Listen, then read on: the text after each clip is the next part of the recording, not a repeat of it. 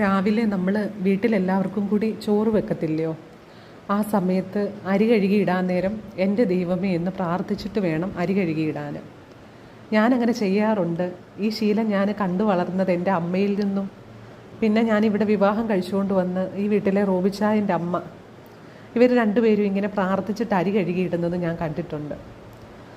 അപ്പോഴൊക്കെ എന്നോട് പറയും, മോളെ, ഈ ചോറ് വെക്കുന്ന അരിയെന്ന് പറയുന്നത് നമ്മുടെ രൂപത്തിലെത്താൻ ഒരുപാട് പേരുടെ കഷ്ടപ്പാടുണ്ട്.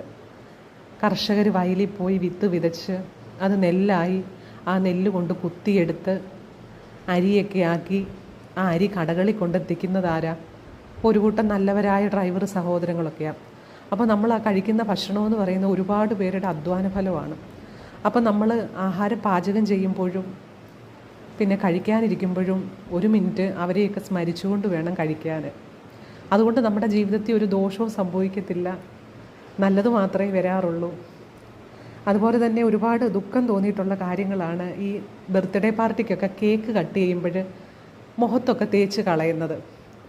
ആ ഒരു കഷ്ണം കേക്ക് എന്ന് പറയുന്നത് ഒരുപാട് പേരുടെ ഒരാടെയെങ്കിലും വിശപ്പടക്കുന്നതാണ്. അപ്പോൾ അങ്ങനെയൊക്കെ ബർത്ത്ഡേ പാർട്ടിക്ക് ആർഭാടമൊക്കെ ഒഴിവാക്കി അത് കട്ട് ചെയ്ത് കഴിക്കുക മാത്രമേ ചെയ്യാവുള്ളൂ, അല്ലാതെ വേസ്റ്റാക്കി ഒരിക്കലും കളയരുത്. അതെൻ്റെ അഭിപ്രായം പറഞ്ഞതാണ്.